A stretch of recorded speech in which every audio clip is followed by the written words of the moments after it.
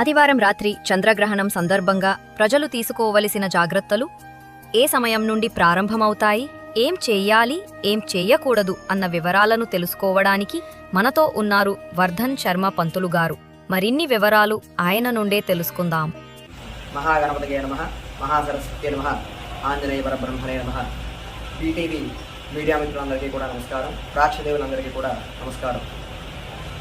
రేపు అనగా సెప్టెంబర్ 7, 2025 సంవత్సరం ఆదివారం నాడు మనకి రాహుగ్రస్త చంద్రగ్రహణం ఏర్పడబోతోంది. ఈ చంద్రగ్రహణం భారతదేశం అంతటా కూడా ఈ గ్రహణం కనబడుతుంది. కావున ఈ గ్రహణ సమయంలో నియమాలందరూ కూడా పాటించవలను. ఈ గ్రహణం రేపు రాత్రి 9:56 నుండి రాత్రి 1:26 వరకు గ్రహణ సమయం ఉంటుంది. గ్రహణ ఆద్యంతం సుమారుగా 3:30 పాటు ఈ గ్రహణం ఏర్పడబోతుంది. గ్రహణ ఆద్యంతం అంతా కూడా సుమారు 3:30 పాటు ఈ గ్రహణం అంతా కూడా ఉంటుంది. ఆ సమయంలో జాగ్రత్తలు పాటించాలి. గర్భిణీ స్త్రీలు ఆ సమయంలో బయట తిరగకూడదు. అటు ఇటు కదలకుండా ఒకే చోట నిద్రించాలి. సాయంత్రం 6 లోపు అందరూ కూడా భోజనాలందరూ కూడా భుజించాలి. గ్రహణ సమయంలో కడుపు అందరికీ కూడా ఖాళీగా ఉండాలని చెప్పి మన శాస్త్ర ప్రకారంగా ఉంది. కాబట్టి గ్రహణ సమయంలో కడుపు ఖాళీగా ఉంచుకోవాలి.